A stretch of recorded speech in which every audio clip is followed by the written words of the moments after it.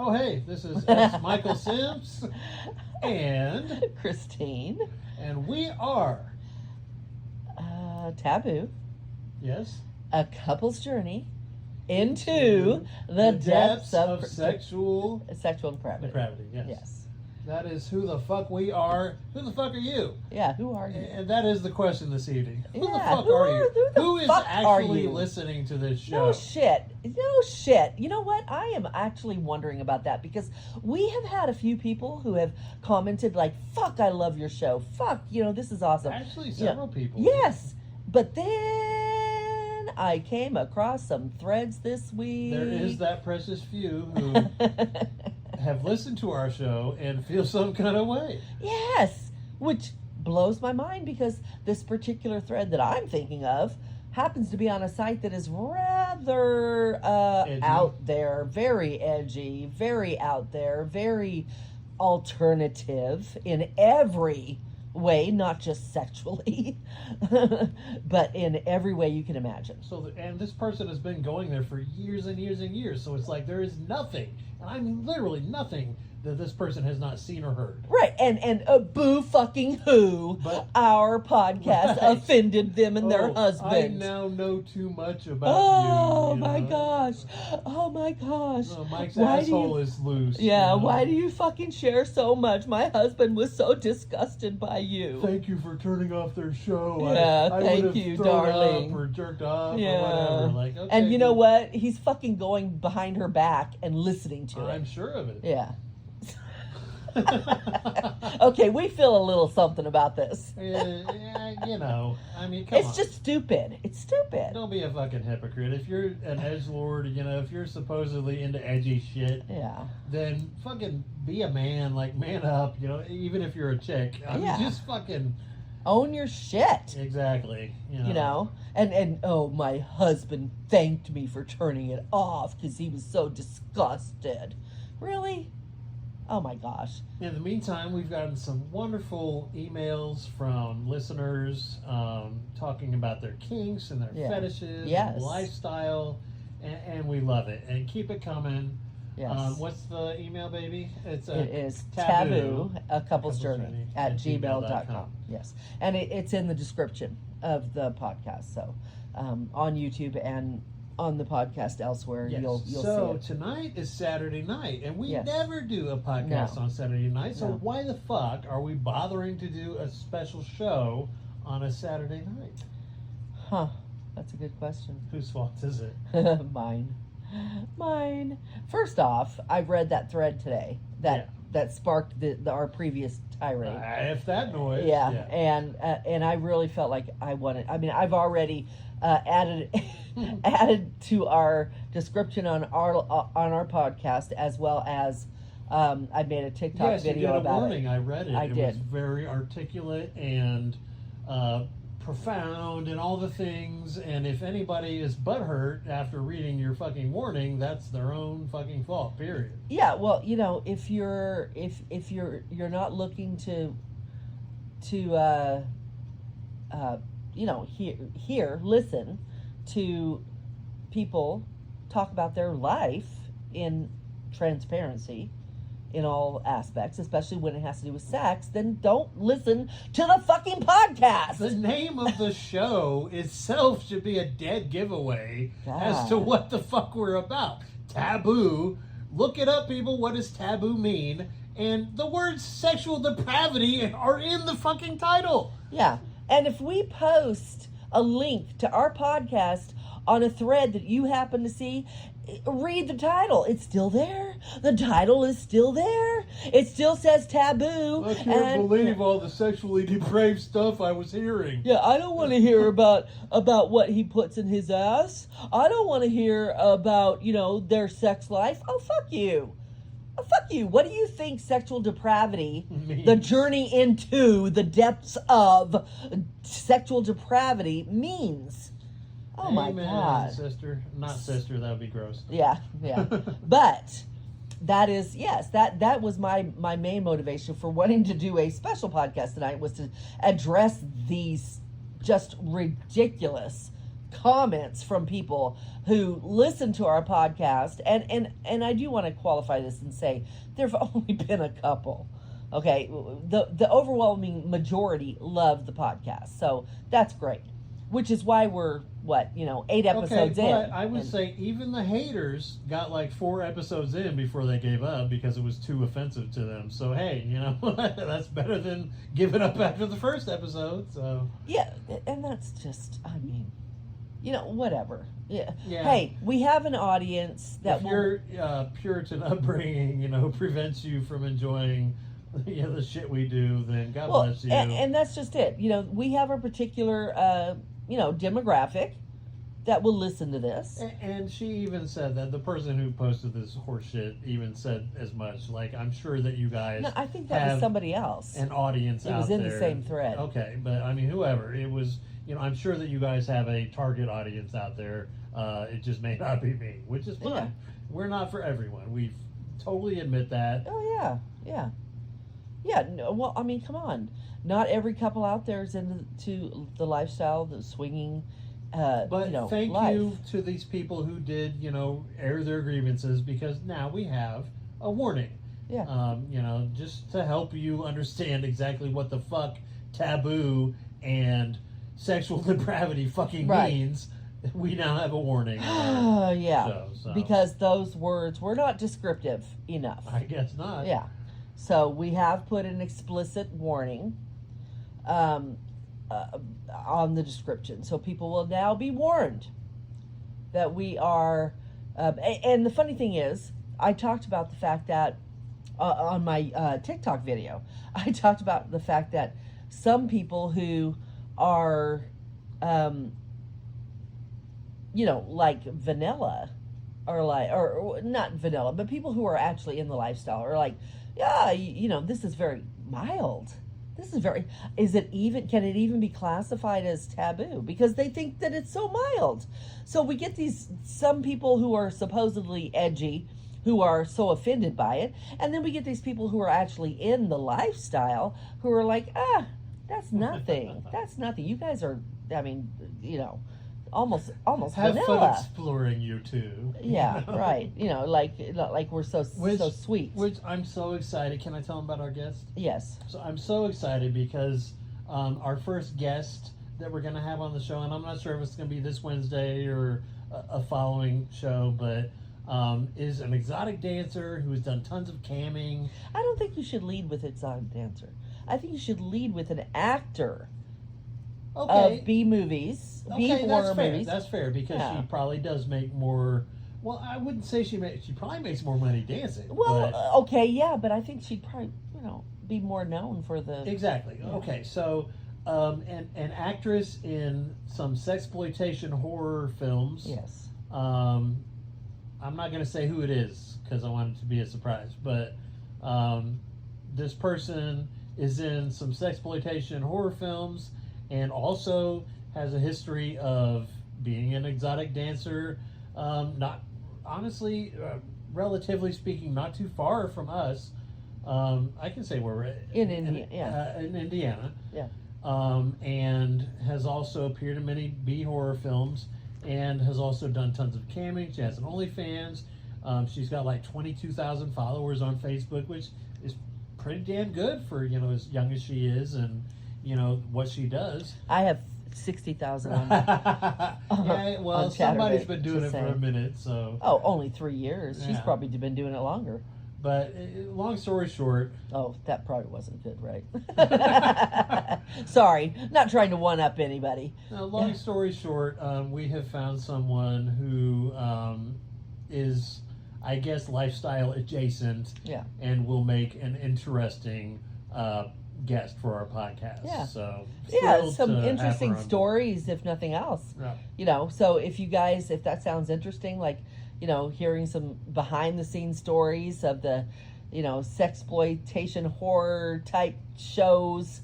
And exotic dancing. Exotic dancing. So that's the taboo of the week for that episode is going to be exotic dancing / sexploitation. Or I think I had sexploitation / exotic dancing. Yeah. So, yay. So it might be this Wednesday. Maybe. We'll see. Yeah, because we're doing our special episode tonight, because the following Wednesday from last Wednesday was going to be the outcome of our stated encounter that we were going to have. Yes. So, but we're going to do that tonight. Yes. As a special episode, a bonus episode for the week. And so I think that frees up Wednesday for her if you want to schedule that. So we'll see. We'll see what happens on Wednesday. You guys tune in and you'll find out. Yeah, it's not set in stone yet, so. No. But we're in the works. Yeah. So, yay.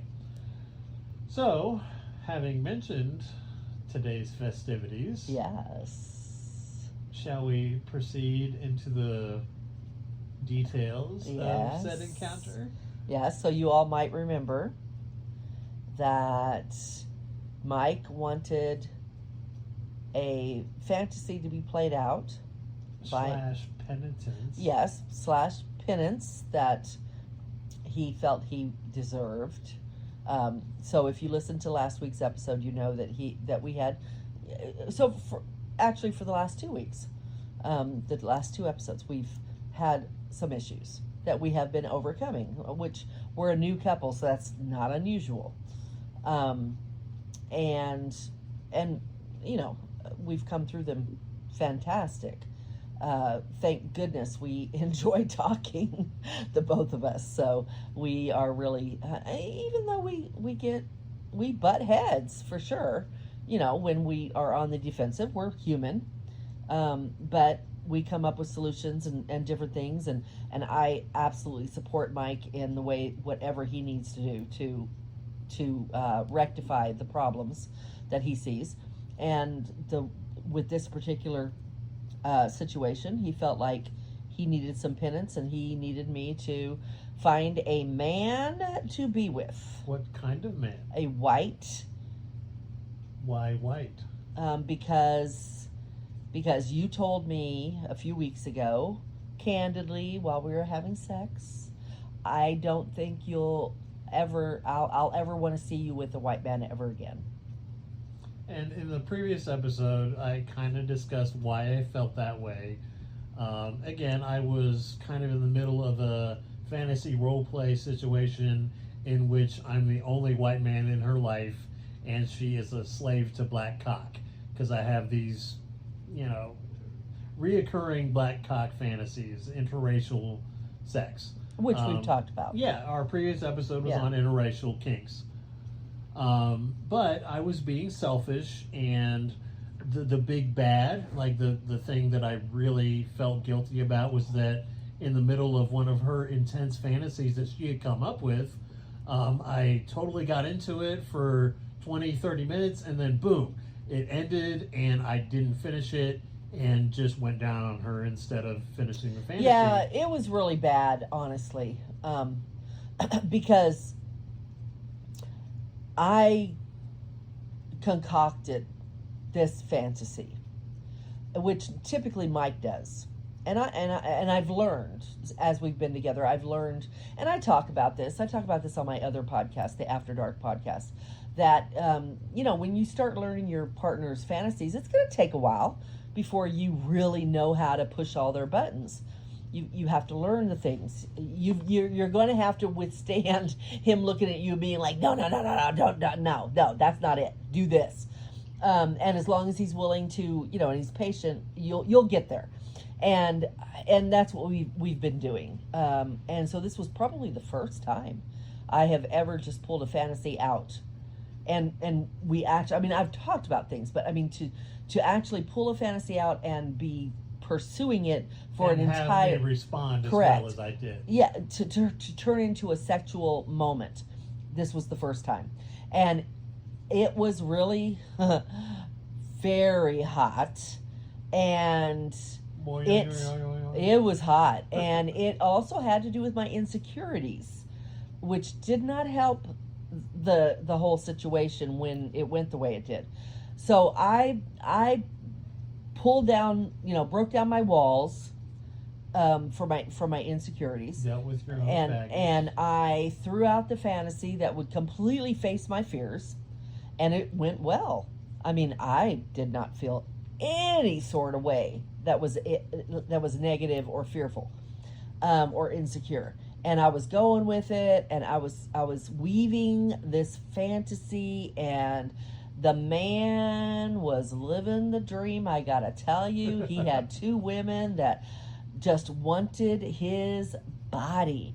And then we stopped. We went in. That was like out in one room. We went into another room, and she didn't know this, but when we went into the other room, I did try to get back into the fantasy, and I just couldn't, because I'm so used to hopping from one fantasy to another. And when I tried to get back into that fantasy, I had nothing. Like, I was limp noodle, and I was like, it's done. But he wasn't. But he just wasn't interested in it anymore. But I wasn't privy to any of that knowledge. I didn't say out loud, "Hey, baby, no. I'm just not into what we were doing." Yeah, he did not. I just simply went down on her, made her come, and thought, "Okay, she should be happy now." Because I was not, because, you know, he took over. He changed everything. I was lost. Okay. So here's the bottom line: I was a selfish lover. I did not take her fantasies and her feelings into account. And I took over everything, and I thought that it was cool just because I made her come. Like, how could she complain? I made her come.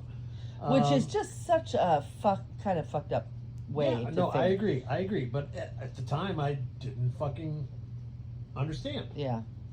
So we had conversations, we had hurt feelings, we had discussions, we had the tunnel of chaos. That was the big thing we went through on that weekend. We told you guys about. For days. Yeah, like 4 days. We told you about it last week. It was. And so when the origins of this encounter that we're about to talk about happened, I said, okay, here's what you need to do. You need to do X, Y, and Z with a white cock, you know, and I'll suffer, you know. And it was all about me suffering because of what I had done. Right. He decided to give me the very thing he said I would never have, that he felt I wanted. Which was half true. Okay, so I was halfway there with the penitence. But the other half of it is that in order to make this fantasy of hers come true, it's not just about me letting her have fun with a white cock. I mean, that's not even close to what she's into. What she's really into is the Stag Vixen fantasy, which is honestly her ultimate fantasy. It's the one that she's kind of her go-to over the years. And I told this man that. I literally sat and told him that in the middle of our encounter.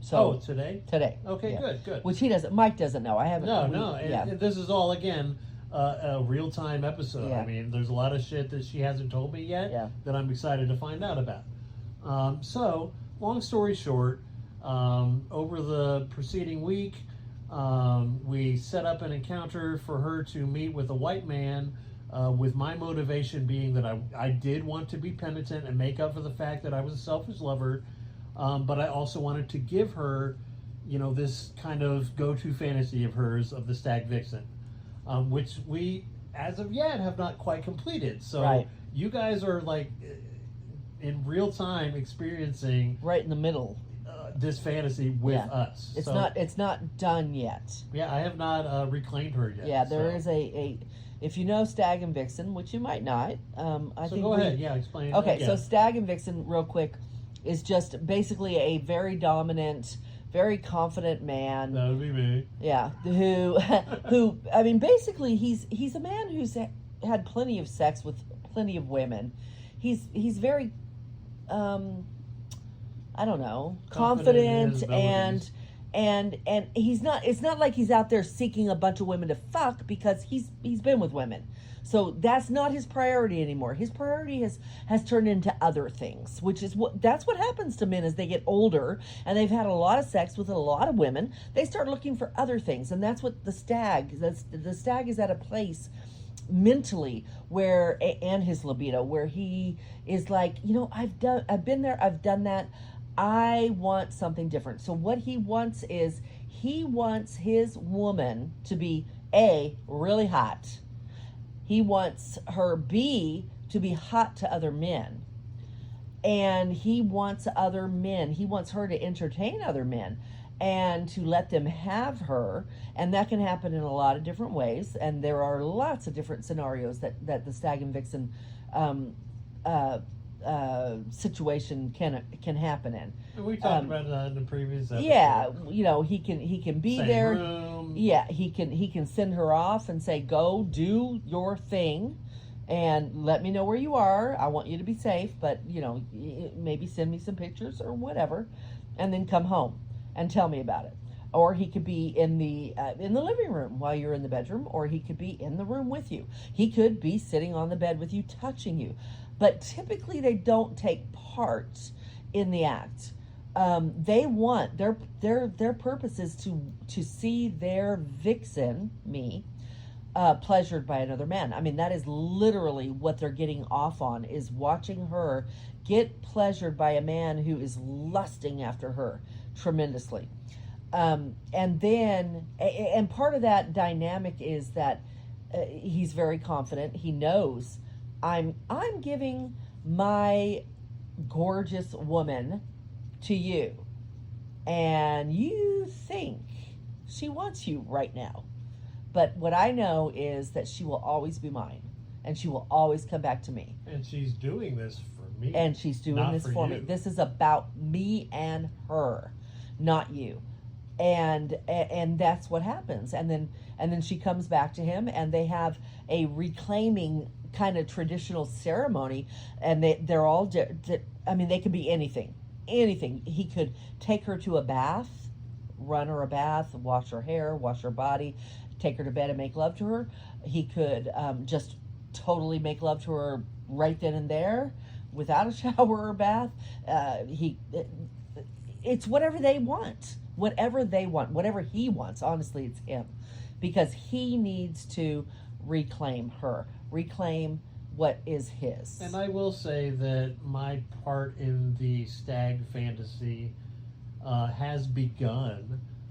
We went through my part of the Stag fantasy that I kind of put my feelers into and added some cuckoldry earlier, where she was kind of playing the role of a woman who was disgusted with her man, because I asked her to, and I could lose her to this guy that I had her fuck. That's part of my penitence. But after everything was over, and finally all the walls were broken down and we're face to face again, and I just couldn't hold it anymore. I couldn't be the victim anymore. I started to reclaim her. I started to say, okay, hang on. I've suffered enough. Let's do life together. Let's eat together. Let's watch a movie And we haven't together. even told you what happened yet. So, no, and I don't even Mike know is all kind the details of what happened yet. Mike is kind of jumping ahead to the ending right now. But I'm just saying we have started the reclamation process. We have. And here's the thing that you need to know. We've never done this before. This is the first time. No, we did it before with a black guy. No, that was not a Stag and Vixen. Sure it was. No, it really wasn't. I fucking reclaimed your ass the next morning. I know, but that is not what it started out as. It just started out as a threesome, and then you a failed threesome. Failed because because I think that we proved this with the reclaiming, that what you truly wanted was a stag experience, Stag and Vixen. And that's not what we went into it as. We went into it as a threesome, like a fully participating threesome. And I don't think that's what you wanted, and I totally would have been on board with whatever you wanted. As a matter of fact, I would have been way, way, way more turned on by the thought of doing a Stag and Vixen than doing a straight threesome. But I don't think you realized it until we got into it, and then you were really perplexed by the whole thing. And it kind of really fucked with us, which we talked about a couple of, podcasts ago. And episode 3, a very special episode. Yes, and then we did do a reclaiming, which is not normal after you just have a threesome. A reclaiming is something. I mean, a reclaiming is something you can do at any time, obviously, and I think people should do it after any kind of lifestyle playing, right? anytime you do anything in You're the lifestyle. my anchor, you're my person. Yes. But let's make that perfectly clear. Yes, I think that a reclaiming should happen regardless of, what you're doing. As long as it's in the lifestyle, it should happen. But yes, we did. But this was our first time saying we are going into this as a Stag and Vixen situation Officially. scenario. Okay. Yep. Yes, and yeah, I mean, I think it added to the dynamic that I was giving up my desire for her not to fuck white guys. That I was trying to do penance for her having, me drop the ball on her fantasy. And that was the other thing I was saying was, it was a penance thing as well. Yeah. Which would not normally be part of, obviously, a Stag and Vixen scenario. But that's another point that I really would like to drive home, and we kind of touched on it in the previous episode, was that when you enter fantasies with your person, be flexible, with your own fantasy, and we're going to touch on that later because things didn't go perfectly today. Right. We had fantasized about how things were going to go today, and they did not go the way that we had fantasized about. And we didn't just fantasize. We actually, we fantasized while we were fucking all week. We plotted out. But we plotted it. Things were supposed to go, and they just didn't. When we were just talking, not having sex, we were talking about when you're in how love, is it going to and happen. when it comes to your person, you need some flexibility. You need to decide: am I going to stick to my guns on my own fantasy, or am I going to allow my partner to have a little bit of say on what goes on in my fantasy? And I think we talked about that a bit. We've. I don't know that we talked about that enough. And it's funny because with Jay, it was the same thing.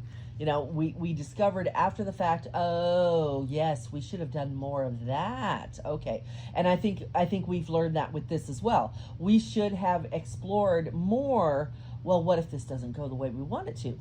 That's okay. Just, he should have been reassuring me, babe, if it doesn't, if you walk in that room and it's not going the way you thought it was or the way I asked you to do it, it's okay.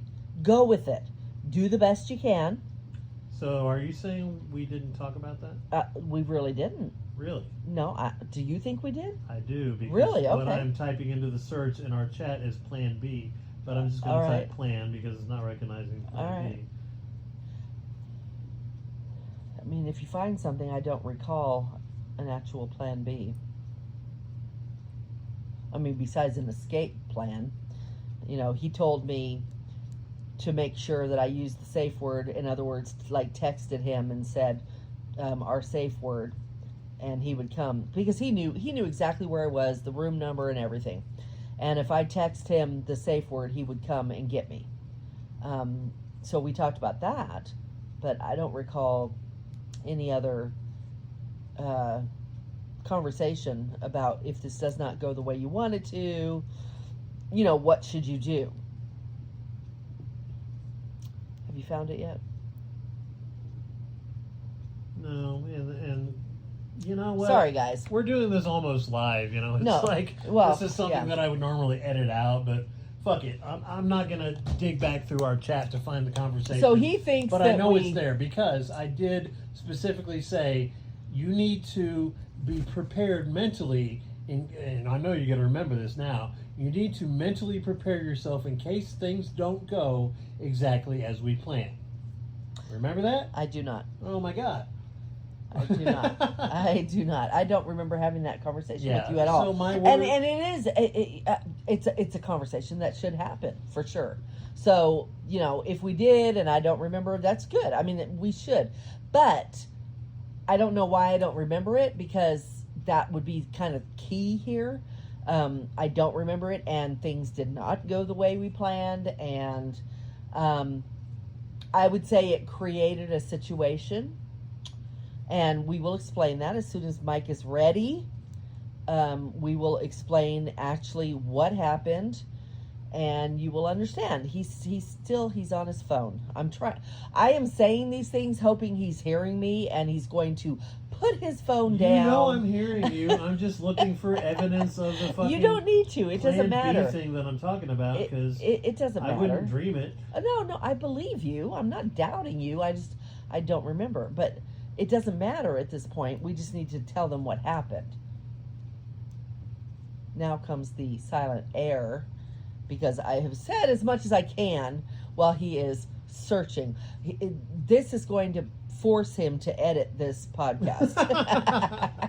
All right, goddammit. Yeah. Look, the simple fact is, I knew that there was a chance that things were not going to go exactly as we planned. And I did in a text, which I will fucking find. If I have to post it in the fucking Patreon section, I will.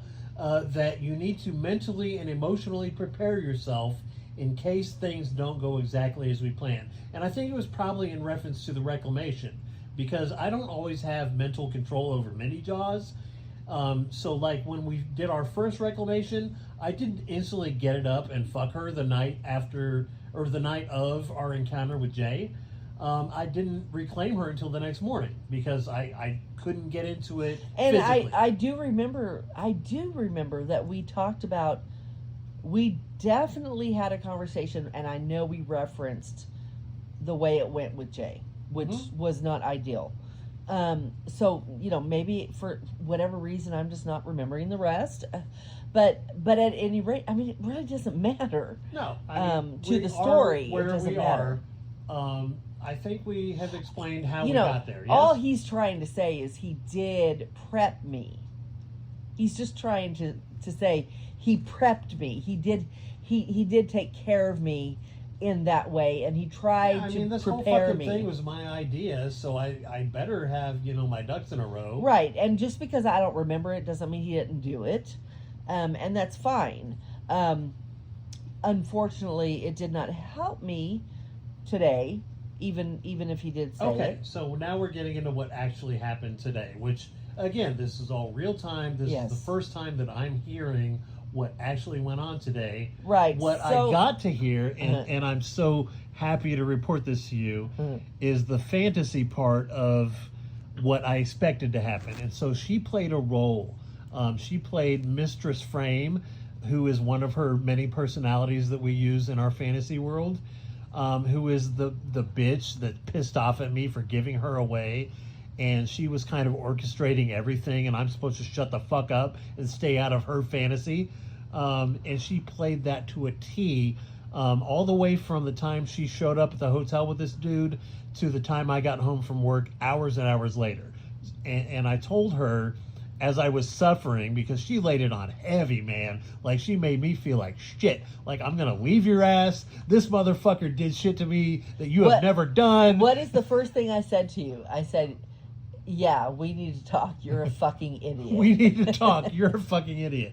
She posted on her fucking Facebook a song. Like, you know how the Facebook has like a little song you can attach to your profile photo? In your story. Your story. She posted, what was it? It was like, you've lost your woman or something. You lost a good woman. Oh my God. Just randomly, and I'm scrolling through and boom, there it is. And I'm like, and I haven't even got to talk to her about what happened yet. Just so you know, we both do this. Every day we post a new song, and we both know that the other is looking at it and it's relevant to us. My favorite was the same kind of crazy as me. Yeah. So I posted, you lost a good woman. I'm like, fuck. Knowing he would see it. She's some kind of mad genius. Like, she played this shit to the T. And right up to the bitter end when I just fucking lost it and started crying, she fucking played my ass like a fiddle. That's true. I did not let him off the hook until he literally was in tears. I'm begging her. I'm like, can I kiss you? Can you tell me what he did to you? And I'm like, no. Can you tell me how you felt? Like, no. Did he come? No, shut the fuck up, motherfucker. Get the fuck away from me. You blew it, asshole. All I would tell him was he fucked up. That he did this. It was his fault. I don't want him anymore. And I did tell him what happened with the guy. Of course, this is in the fantasy role. And I told him, he claimed me. He told me, your man doesn't want you. I love you. I want you. Do you want me? And I told him, I told him I love him. I want him, and I don't want anybody else. And this is what I told her to do. Yes. Again, I orchestrated this whole fucking thing because I felt some kind of way. I felt guilty. I felt like penance was necessary. Wanted to fulfill her fantasy. It was very complex. I know people are thinking right now, man, you guys are fucked up. You are some kind of listen, fucked up. I swear to God, there's a happy ending, okay? Yeah. So we're going to start moving towards the happy ending. Yeah. So here, for the first time, to my ears and yours, what actually happened today with this encounter with this other guy. Yes. Okay. So the real story of what happened. So we had talked throughout the week, not a lot. In the beginning, once I let the guy know that, because he knew full well that I'm in a relationship and that my boyfriend approves of me meeting him. He knew that. So one of his questions right from the start was, so are we allowed to flirt and talk throughout the week until we meet? I'm like, and I clarified with Mike, hey, are you okay with that? And he's like, yeah, the more the merrier. That's Go hot. for it. Yeah, so I told him, yes, absolutely, we can do it. But we didn't do that much. We did that day. And basically the way it worked was, we would do it and I would tell Mike, oh, he said this, he said that, I said this. Yeah. So we did that, and honestly, we did not hardly talk throughout the week other than that. And it should have been a red flag, I think. Yeah, here's the thing. This guy is someone that has, because Mike told me, find one of those guys that's wanted you for a long time. Pick him. And, and he gave me a description, pick a guy that looks like this and this and this. And so he's young, he's 33, he's got tattoos. That's right. I had a guy totally in mind. I had gone on a date with him a week before I met Mike. And he was extremely disappointed when I couldn't continue seeing him because I was seeing Mike. And so I wrote him on Snap and I said, hey, I've been given the green flag to be with anybody I want to. I thought about you. He's like, hell yeah. We talked about it. He knew there was a boyfriend. He asked the appropriate questions. We moved forward. But we really didn't talk after that. And it's like, oh, okay, well. Are you all that interested? Yeah, I really wasn't sure. And I even sent Mike a message yesterday, and I said, I don't know that this guy is really And I called him interested. a dumbass. Yeah. I don't know he's that interested. But then he stepped up. And he got the hotel, and he said, I got it, and I'll be there at this time, and I'm like, okay, all right. He's not flirting with me or anything, which, red flag. Yeah, that's not great, but okay. So I told him I'd be there today. He went there. He got there. I got there probably an hour and a half after him. I told him I was in the parking lot, and I walked in, and so I was wearing what you might call a shift dress. So it's very thin dress with just bra and panties underneath, and then a pair of boots and a long sweater. Swing. And I walk in, and we really didn't say much. And he went over and he put the lock on the door, and then he came back over, and then he just started kissing me. And it was a very passionate, full-on, I want to fuck you kiss. And so we did that. And then, he led us over to the bed, and we were still kissing. And I got on my knees, he sat down, and because at this point I was like rubbing his cock because he was hard, and I stopped kissing him, and I got on my knees, and he took his pants down. He wasn't wearing jeans. If he had been wearing jeans, I probably would have like shooed away his hands and undid it myself, but he wasn't. He was wearing sweatpants. So I was like, whatever. So he Classy. he took him down, and he was fully hard. I mean, like a rock hard.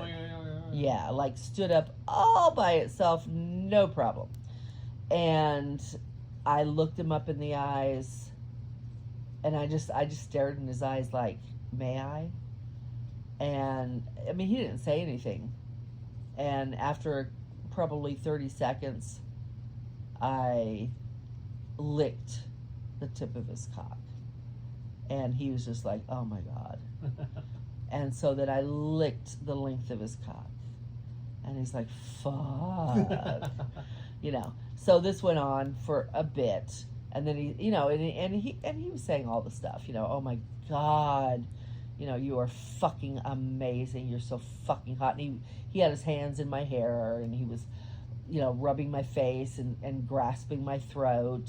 And he did the whole, you know, throat thing. And he actually did it pretty firm a few times. That kind of made me like, hey dude, hey. Yeah, but I didn't go that far. You know, it stopped. But it had me like, oh, am I gonna have to say something? But he stopped. But yeah, so I sucked his cock for a while, and he asked me if I would lick his ass, and I said yes, because while I was sucking his cock, we were talking. You know, he was saying, "Do you love me? Tell me you love me." I told him I loved him, which I told him after the fact that he played right in to Mike's fantasy, which was pretty awesome. Mike wanted me to tell him that I loved him. That's just something he wanted me to do. Mike wanted to feel like he lost me. So he wanted me to say that. So the fact that this guy was like, tell me you love me, was perfect. So I did. And, so we did that. And then he started a fantasy. That part was real. He started a fantasy with me. And at first, I have to admit, it kind of took me by surprise. I have never had anybody have a fantasy like this. I know they're out there. And just to be clear, it is only fantasy with him because, and I'll tell you what happened, but something happened that kind of clarified that to me, that he is strictly only fantasizing about this, although some people will say still a little scary. So, I'm sucking his cock, and he's telling me I got mad skills and all this shit, and making me feel really good. And then he starts asking me, because I said, I love you, I will do anything for you. And he said, anything for me? Anything for you. And he starts talking to me about raping a woman. he says we'll drug her and we will rape her. For love, and I won't do that. So I was a little hesitant at first, but I went with it. I'm like, okay, it's just fantasy. So I went with it, but I was feeling a little something about it. And as a woman. Yeah, and at some point I was getting into the fantasy, and Mike can attest to the fact that I can get into fantasy. Oh yeah, Jesus. Yeah. So I was getting into it, and I was, adding my own stuff. I don't just play off of whatever he says. I added my own stuff. I was saying shit about her being unconscious and fucking her and just all this stuff. So I was getting into it. And then he says that he's going to come inside her. And, it's just like she's unconscious and I'm going to come in her. And I'm like, no, don't do that. And he's like, what? And I'm on my knees and I'm looking up and I'm like, don't do that. And he's like, what? I said, your DNA. You can't put your DNA in her. You haven't watched any true crime podcasts? I know. He just smiled and he said, we're not really doing it. He said, this is just a fantasy. And I said, oh my God, I watch too much crime or I listen to too many crime True podcasts. crime shit, Yes, yeah. I listen to them all the time. I'm like, okay, let's get back into it. And so I got back into it, but that kind of made me actually feel good. Yeah, I mean, yeah, there's some levity there, thank Yeah, God. you yeah, know. and that he set me straight, like, hello, It's just we're a fantasy. not really doing this, so that felt good. And so after that, I was actually able to get more into it.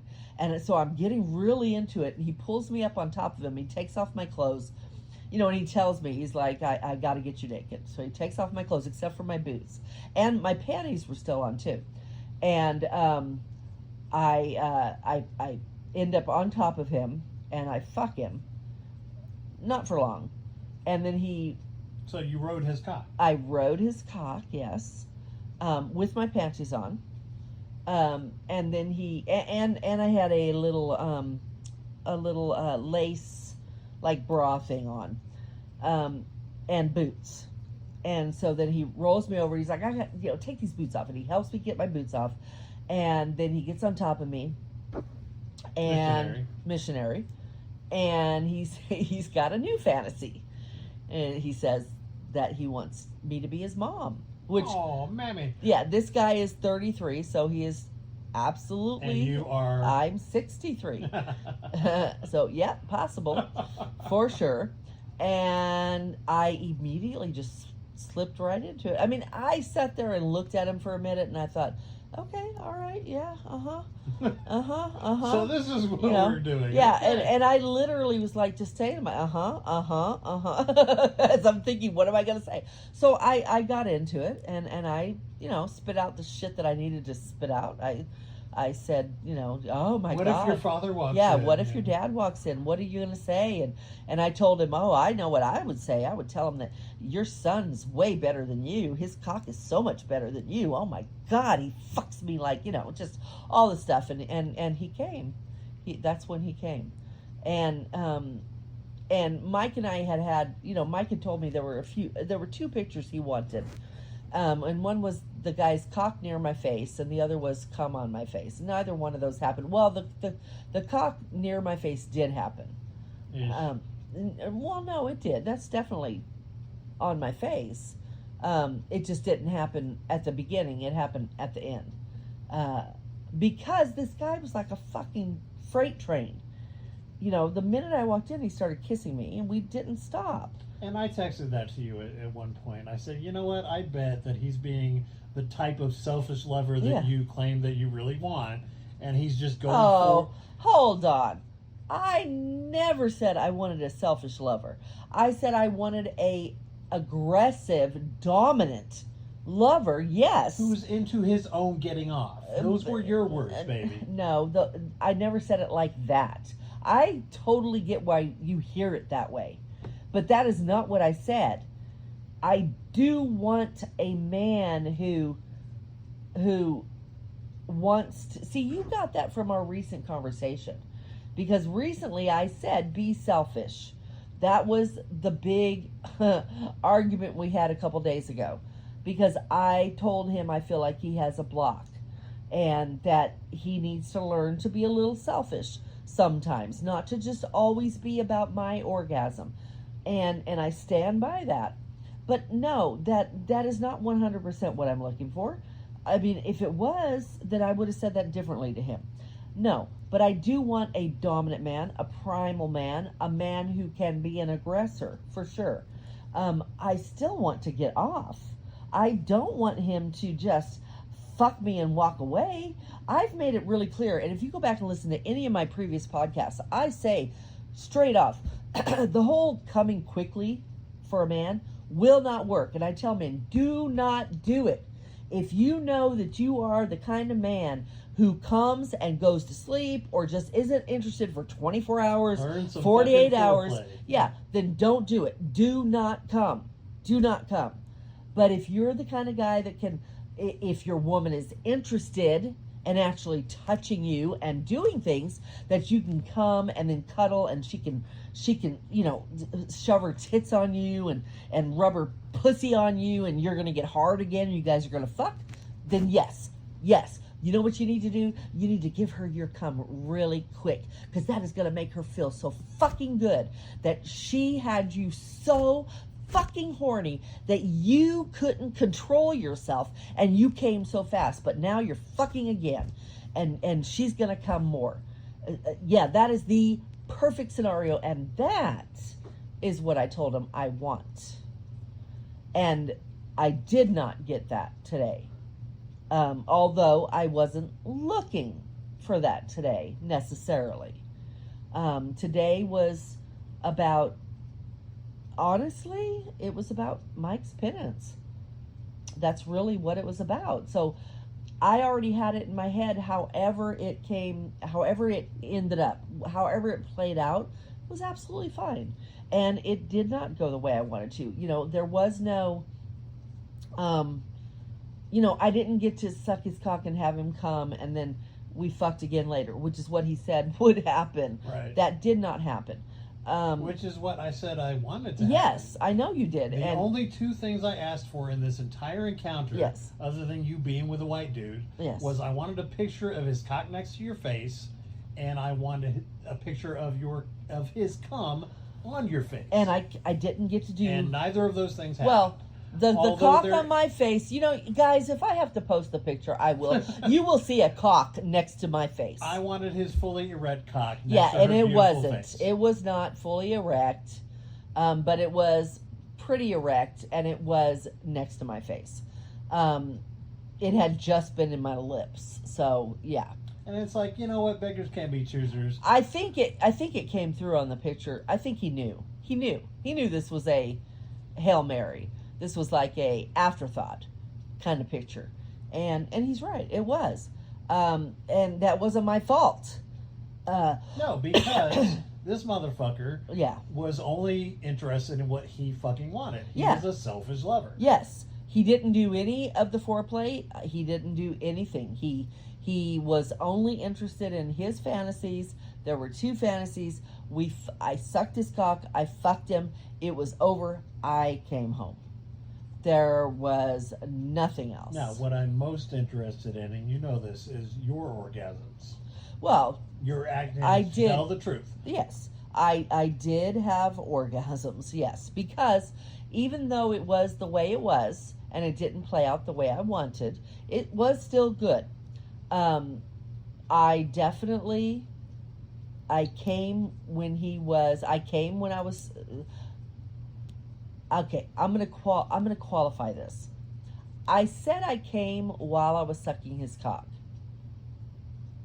I did not fully orgasm when I was sucking his cock, but I definitely was getting my Mini full orgasms, yeah. my full body shivers and I was extremely wet.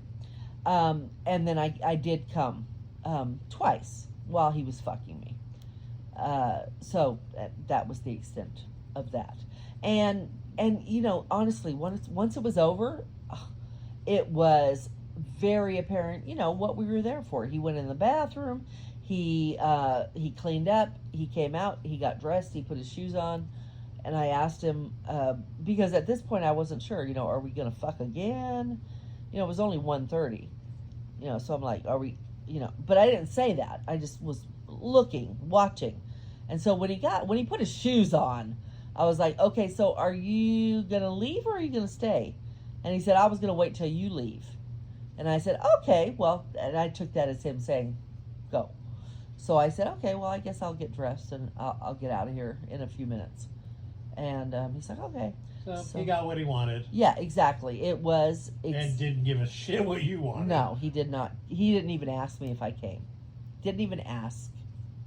Not at all. No. Nope. Which I ask you every single time we fuck, whether I know or not, So if you asked me what was the bottom line, what was the end result of this experiment, I would say, and this is how I felt when I came home.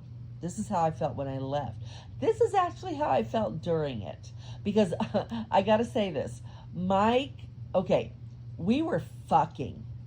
And and actually, and Mike will love this, actually, I think he will love this. We were in a pretty good moment, having the mom fantasy, and he was fucking me, and his cock was like he was getting ready to come. And someone knocked at the door, and we're like, what the fuck? Well, he had told me, you got to be a little quiet. So he's like that, you know, he's that person. Like Mike and I, we could care less.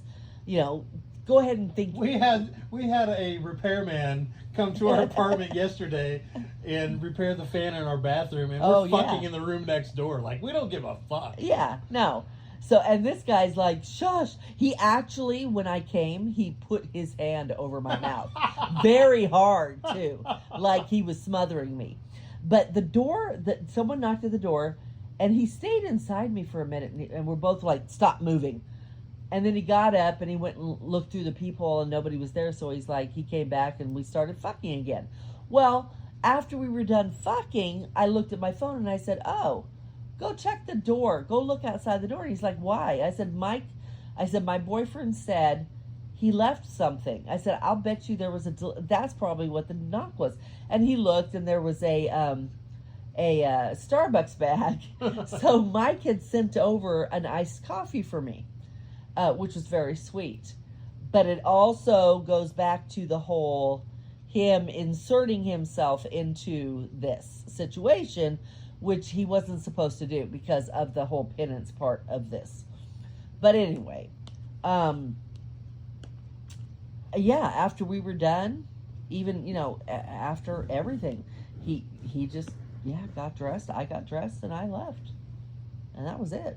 I mean, the only thing we said was, we gave each other like a little peck. I don't know. I went to give him a hug and I gave him a kiss. I kind of felt like he wanted a bigger kiss, and I was just like, no. So I hugged him. Not for a fucking selfish lover. Yeah, and then I left. And as I was leaving, I said, well, it only took us a couple years to get here. And he laughed. He's like, yeah. I said, well, if you ever, you know, want to fuck, let me know. And I left. That was it. So, therefore, also, too, here we are. And if Mike has any questions, you guys are hearing it real time. And I don't, because she pretty much covered everything. But for your information, for our listening audience, what she did was not tell me what you just heard. She told me what she knew I wanted to hear, which was, he fucked the shit out of me, he came in my mouth, he came inside me, he did all the things. I told him, so the plan was, when I got home, and even all day when we were texting, I was very aloof, I was very condescending to him, I was very, to me. To Mike. I was very, leave me alone kind of attitude. And then when I got home, I told him that, and this was made up, I told him that I was home, and he asked if I was going to, bring somebody home and fuck them. And I said, actually, I asked him to come back to the apartment so I could fuck him on your bed. And I told him I did that. He came home. He kind of threw me, because when he came home, he didn't want to kiss hello or anything. He just looked at me and said, I got a shower, and he left. And I'm like, well, fuck you. This is, me. I'm supposed to be the one, be the aggressor, and here you are coming and acting all pissed off, which really kind of fucked with my head, because earlier in this whole scenario, he was really going hard with the being hurt and saying stuff to me, and it was confusing me.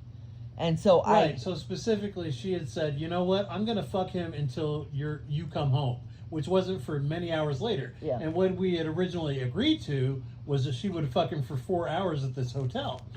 And she added to that, like, without talking to me about it. She was like, well, actually, Mike, it's so fucking good that I'm going to fuck him until you get home. Yeah.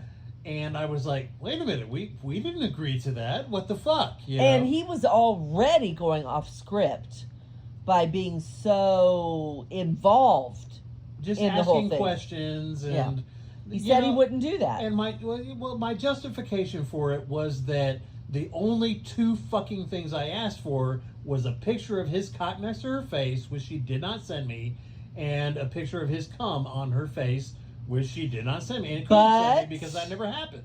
But in fairness, I clarified to him when I read his text, which said, and I felt bad because it was like, I don't even know if you're fucking dead or what. I would like to know. And I let him know it's not. I first thing I said is, I'm alive. And then I said, yeah, because what I said was, you're either getting fucked or you're dead. Yeah. I'd like to know which one. Right, and I felt bad, and this was in the middle of fucking, and I said, I am alive. I'm sorry, and then I told him, it is not going the way I expected it to. I am so sorry. And I immediately couldn't said, get hang the on, pictures. baby.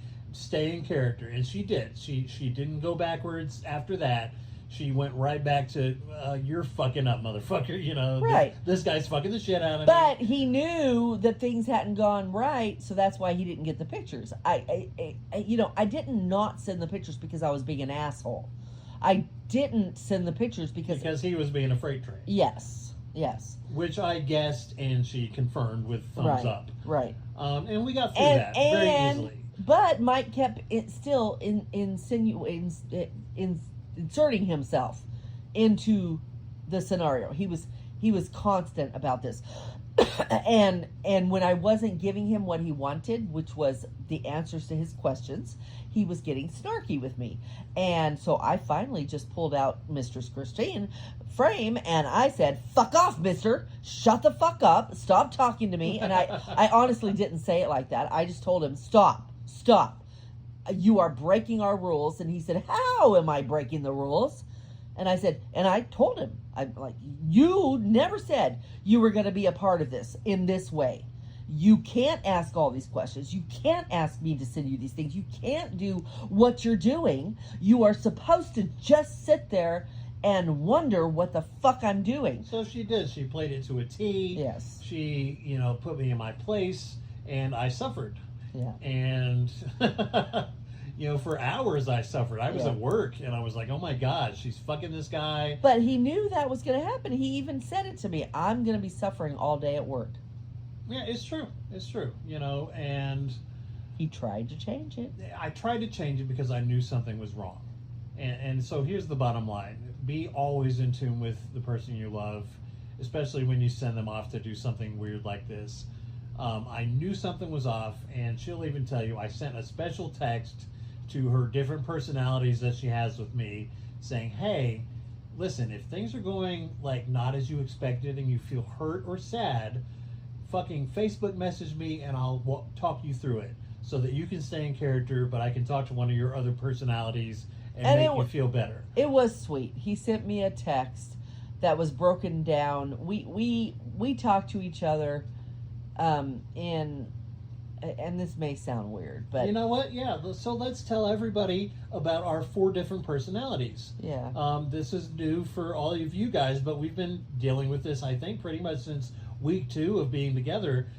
She and I... We started realizing pretty quickly. have different personalities that we recognize in each other. And you know what? I think everybody does. They just don't really tap think about into it. them and embrace them. Yeah. So I am S. Michael Sims. As you know, I introduce myself that way on the podcast. But that is my personality that I give when it has to do with things like doing a podcast or writing, a movie review or writing posts on a forum or a poem. Exactly, the creative side of myself. The man who sends me poems. Yes, is S. Michael. That's S. Michael Sims, and then there's also Shannon, which that's what the S in S. Michael Sims stands for. It's my birth name, and my fucking dad couldn't spell, so it's spelled with one N. And Shannon, actually, I don't call myself Shannon typically because it's an androgynous name, like Sue, a boy named Sue. I totally identify with that fucking song. But it used to be a guy's name, and then sometime in the late 60s, early 70s, somebody decided, I think it would make a better girl's name, so I got fucked. So Shannon is my actual first name, and that's the name I go by at work. And so that part of my Yeah, personality. that guy is really boring. Yeah, he's all no nonsense, work, business, anything to do with just being serious and adulting. That's Shannon. And then there is Mikey. Mikey is 13 years old. Do not judge us. And has a crush on Christine, who is 26 years old, in his mind. It's our babysitter fantasy that we've had ever since before I even fucking met her in person. Yeah. I told her I had this fantasy that you were my babysitter when I was 13 years old, you were 26, and we ended up together later in life. Yeah. But the way we play out our fantasy is that I'm 13, a little boy named Mikey at 13. Well, and she's not a little Not little, boy, right. But it's but like he's 13. Mary Kay Letourneau was the same age when she got with her guy or whatever. And it's kind of like it's you may think it's weird, but Mike can actually look at me, and I know when he's Mikey, and I will answer him. Yes, as Mikey. yes, Mikey, or whatever. And when I first started doing it, he was surprised. He's like, "Oh my gosh," like you could see it in his face. Like, how did you know? But I could tell. So now it's just natural. And typically our conversations are, Mikey, you need to control yourself. You need to wait till you're 18. You gotta wait till you're 18. I will still be here. And I let him kiss me. And Mikey, when he talks about Christine and to Christine, it's all about like, oh, Christine, I love you so much, and I'm going to be with you forever and ever. Yeah. Oh my God, I can't believe how Mike treats you. So the final personality of mine is Mike. And Mike's pretty much... Mike is the motivating personality. Mike is the dominant one. He's the one who orchestrates everything. He's the one running the show. But he's also, unfortunately, a fucking asshole. Big time. So yeah, that's all I'm going to say about that. Well, whenever we've talked on this podcast about the things that Mike has said that have been hurtful, or caused issues, that's Mike. That's Mike. Mike does that. Mike does not. He's a debater. Worry. He does not like to lose. He has no softness where he will make a decision because it will make me feel better. No.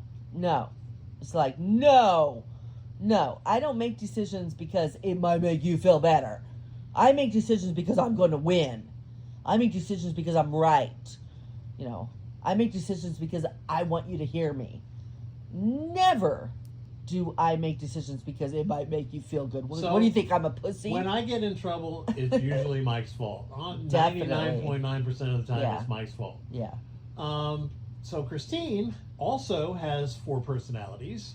Would you like to discuss the one who was running the show today? Well, Mistress Frame was running today. Mistress Frame... Dominatrix. Yes, is a dominatrix, and was pretty pissed off as we came into this week, for a lot of reasons, but mostly because she thinks Mike is a pussy, and she thinks that he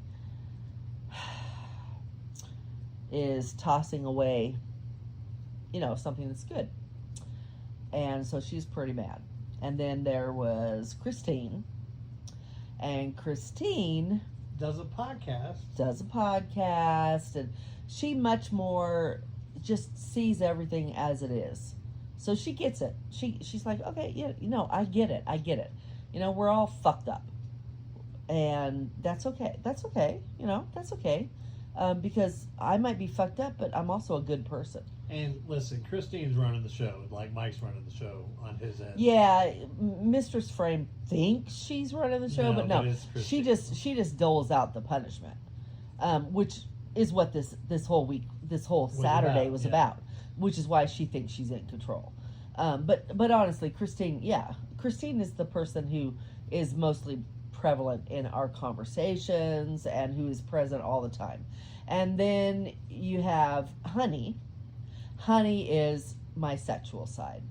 Honey is the person who is depraved, who will just try anything once because it sounds, yeah, sure, it's great. So yeah. Honey had her own podcast for 3 years. Honey had a podcast for 3 years. Honey had a cam for 3 years. Honey had an OnlyFans page. Yeah, Honey is a very sexual person. And then there's Chris. And Chris is the equivalent of Mikey for Mike. Except she's not 13. No, she's 15. 15. Yes, and Chris is my alter ego that is when I lost my virginity. She is very innocent. She's very vulnerable. She is seeking love. She attaches easily. She will do anything for the man she thinks she loves, which in this case is Mike. And Mike is, I don't know how old. We don't talk about that. Yeah, we don't talk about Mike's actual age. Because he wants to fuck her. And she loves him. She wants him so badly. Because she's very, very, very attracted to the older man. And she thinks he's taking care of her. So today really fucked her up. Because Chris went into this wanting to please Mike, so she'd do anything, and that's what she was doing. And then the guy was professing his love, and because Chris felt bad about what she was doing, even though she was doing it for Mike, she still felt bad about it. She was vulnerable, and she fell in love with this guy. And she decided that he was it. She wanted to stay, which, that is something young people do. Young people are fickle, and she was fickle. So I just want you to notice how easily Christine, who runs the show, slides into the fantasy aspect of our personalities. She's talking as if Chris at 15 was an actual person in this room with this guy that I sent her off to be with, who'd been trying to get in her pants for 3 years. I mean, that's the kind of shit that is rare. It's not normal. It's not common. That's all I have to say about it right now. I'm a little verklempt. It's like, I couldn't ask for a better lover than someone who throws themselves wholeheartedly into every fantasy that I have and every fantasy that she has, and even every fantasy that random lovers that I throw her into the fucking, boiling pot, melting pot have. She is ready and willing and waiting to fully live out her fantasy in whatever personality is necessary to make that fantasy as awesome as it possibly can be for the other person. But what sucks is that she's not thinking about herself when she does it. And so when she talks about Chris hurting, her 15-year-old self, it's like, yeah, you're not thinking about how Chris feels, you're thinking about how the other guy feels. You're professing your love for him, which confuses you because you've already professed your love for Mike. And so what the fuck is going on? And she fully gets into these personas as she's living out the fantasy in real time. So Jesus Christ, it's mind-blowing to me. So sorry, go on. No, that's good, because at one point tonight, Mike said to me, he's like, you are, like, he was really emotional, and he said, you're like amazing, and it was because of this, because of I was referring to Mrs. Frame, who ran the fucking show all the way up until I broke and was like, baby, please, I gotta have my girl back, Jesus Christ. And I couldn't take anymore, but it was all Mrs. Frame, and it was like, go on, like what you were gonna say, or unless you want me to say it. Go ahead. Okay, and basically I said, you're the only person I've ever met who can say things to me to make me feel some kind of way that I've never felt before.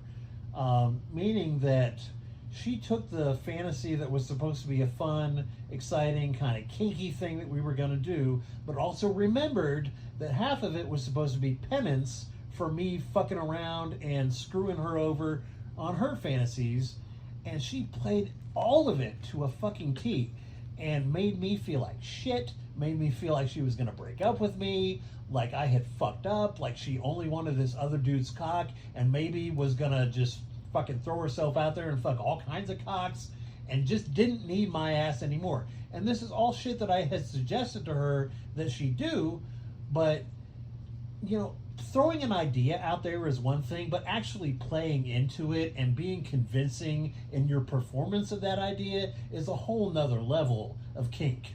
And if, again, and I told her this, I've never met anybody who could do this. You're a fucking dream come true. You're beyond anything I ever anticipated happening in my life. You not only recognize my fantasies, don't shame me for them, and can play them out, you know, to a T in Fantasyland, but then you actually fucking do them and then twist them to make them even better fantasies than I had before. So, again, my mind is fucking blown. She deserves an Oscar, and when Reclamation actually happens, yeah, my head's gonna come off.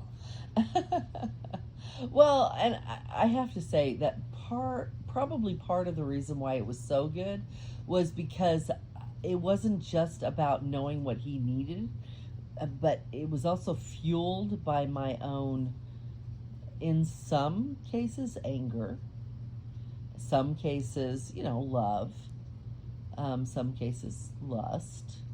But I think that's what made it so amazing, was because I was fueled by all these things. I mean, honestly, when he came home, okay, the first...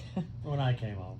Yeah, when Mike came home tonight, and I had been alone at this point for a few hours, and he had his tantrums throughout the day. So I didn't know what exactly was happening. And he walked in the door. He looked at me. He said, I have to take a shower. And he left.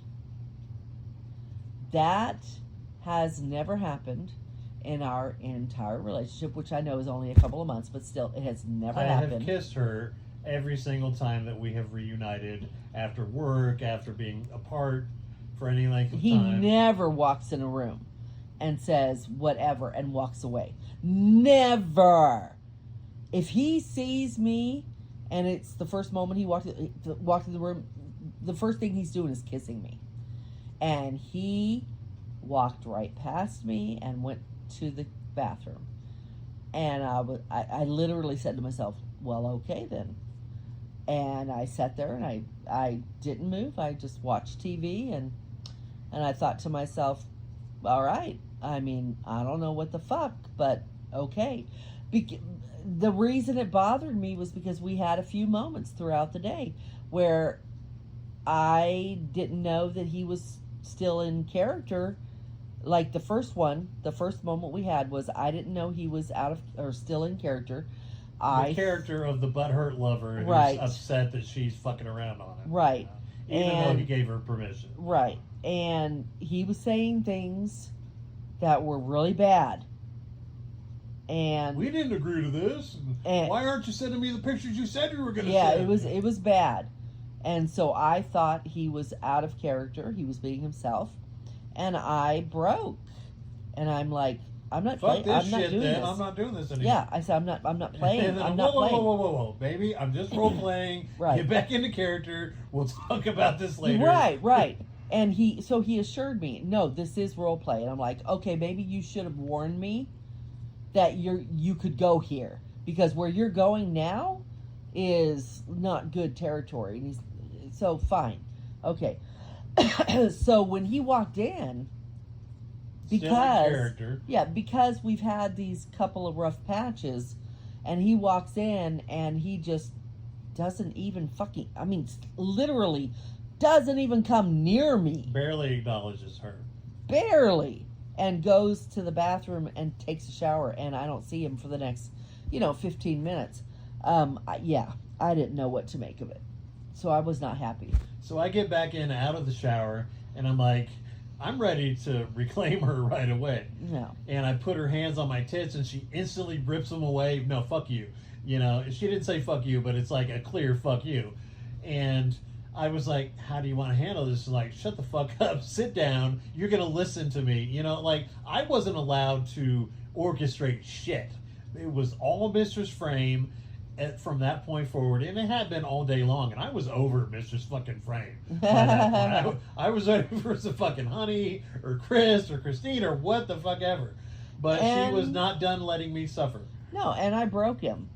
I did. I did. She did. She stayed in character for another hour. Yeah. Told me everything this motherfucker did to her. And half of it was fabricated. Yeah. Some of it wasn't. But even the parts that weren't fabricated, she played up like, yeah. oh my God, it was so hot, And I'm just like, I'm losing it, like, oh my God. And you didn't tell me any of this? Yeah. So eventually it got I told him the reasons why I didn't send the pictures, and I told him what a fuckhead he is, and I told him how much I wanted to be with this man, and I told him how this man told me early on as we were fucking that he owned my pussy, and then laid next to her and cuddled with her and shit. That fucked me up. Yeah. And so, she knew exactly what to say to me. He loved me, God. I said I loved him. She knew every fucking thing to say to me to make me fucking hurt. Yeah. To suffer. Which, again, is exactly what I wanted. Told her from the get-go, yes, play it up to the hilt. Tell me what a fucking idiot I am. And that is the first thing I said to him when we talked. I said... And I love that I did it, because I told myself I was going to do it. And so often I say, do this, and I never do. But this time I did. He came out of the shower, he was standing there, and I said, yeah, I want to talk to you. Yes, I do. And I said, I want to tell you, you're a fucking idiot. And then we talked from there.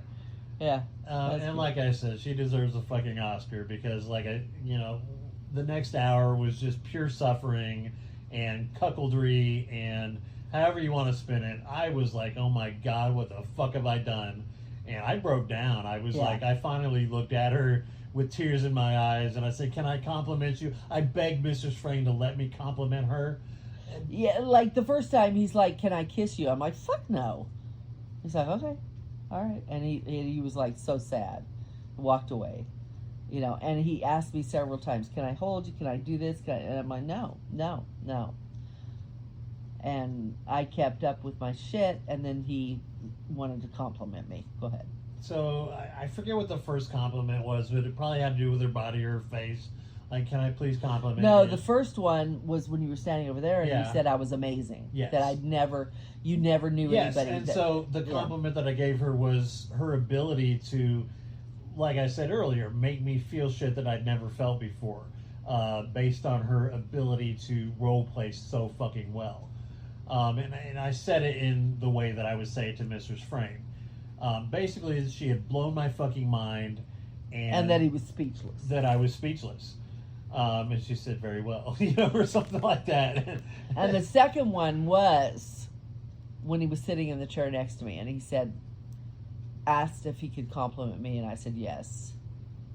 And he told me that I was the most beautiful woman he's ever seen. And I've seen a lot of women. Yeah. And then for whatever reason, that broke the facade, and we were both done role playing. Well, yeah. For the most part. I mean, if you recall, I didn't break my role until you started really getting upset. Yeah. And that, I think, you started going into the Chris, and you started bringing up stuff, and you really started getting upset, and I held your hand, and then I came over and I got between his legs, and I hugged him, and yeah, he was getting pretty upset at that point. Which I could have pushed through being upset, but she didn't want to see me upset. No. Because she loves me. Yeah. And so from that point, we kind of moved on and said, okay, yeah, let's do some life together. And the rest of the evening has been wonderful. Yeah. We watched a movie together, we ate, and now we're doing our show. So, what's the takeaway from all of this? Gosh. Well, I mean, on the one hand, for those of you out there who are, wanting to break into the lifestyle or are in the lifestyle, this proves that, doing things. So many people, excuse me, so many people look at the lifestyle like, oh, we're going to go to a club and we're going to fuck, or we're going to invite a couple in and we're going to fuck. And, it doesn't have to be just that. It can be like what we did. It could be fantasy where you construct a whole scenario and you play it out, knowing that it may not turn out exactly as you planned, but it's still going to be a thing. And it's an experience that you both get to experience and you get to, talk about. So I think that in itself is pretty good for the podcast, for people to hear and to learn from. Right. So I think that's good. That's one thing. I think another thing is that if you both agree to how a fantasy is going to play out, try your best not to renege on that. And that's on both sides, though. So both of us had agreed how the fantasy was going to go when it played out. But for several reasons, it didn't play out like it was supposed to. You need to be flexible, and you need to kind of anticipate that things may not go the way you expect them to, and kind of talk to each other about what are we going to do if that happens. Right, because in this particular case, and this can happen to anybody, it didn't go well on my end, and I wasn't able to communicate that to him, which caused him to spiral out a little bit. Because I didn't hear from her for fucking a half hour. Right. So, that's what you need to talk about. See, learn from us. That is something that can happen. You need to talk about that. If I do not get to you immediately, send me texts, reach out, be patient, and, we'll deal with it. So when I finally do get back to you, don't be angry at me that it took however long it took. You have to, you need to understand the situation that you've agreed to put me into. This was both of us that agreed to this. It wasn't just me. I'm not cheating on you. You put me into this situation as much as I did. You need to be patient. When I do reach out to you, don't give me attitude. And don't freak out and become a stalker either. Just roll with it. Which I didn't. Well, I mean, you know what? Honestly, there were maybe 4 texts that were sent, and I would love. You know what? Keep it up. I'll post the receipts, Mister. Woman, I will send. Woman, I will put the text on here. You know what? I'm going to fucking say this. I'm going to fucking say this, and every guy out there will agree with me. When a woman says you always do XYZ, or you did XYZ so many fucking times, it probably happened at the most 5 fucking times. Okay. I do not It's like when your dad yells at you when you're a kid and he walks in the house and the house is messy and he's like, oh my God, look at all this shit laying everywhere. You got TVs, you got fucking food, you got, and he's exaggerating because he's upset. I do not tend to exaggerate. Oh, really? Really? Only when it comes to like shit like this, a little bit. You don't think? I don't know. I have the receipts. I have the text. All right, folks. Again, this is real time. I hope y'all are enjoying this shit. Yeah, you know what? I'm going to be the better person and renege and relent and say, baby, wow. Baby, did you hear him? Baby, he you are absolutely right. Said, the bigger person. Yeah, he said the better person. He said the better person. He knew where I was going. He knew. But she's right. You know what? And when you're right, you're right. You're always right. The better person. Wow. It's the bigger. It's the bigger person. The bigger person. I am the bigger person. Wow, you are the bigger person, but apparently you also Lard think you're ass. the better person. Yeah. Damn. Anywho. All's well that ends well. Yes. We very shortly are going to be turning off the show, turning off the TV, turning off the lights, and cuddling and all the things. And who knows, we may reclaim tonight, we may reclaim in the morning, but we're going to do our reclamation ceremony, and we'll report back on Wednesday, at which time hopefully we'll have a special guest. But if not, we'll have a taboo of the week as always. Yes. Yes. So until then, treat each other well. Good luck in the lifestyle. And watch out for the taboo stuff. Taboo. Taboo even. Exit stage left.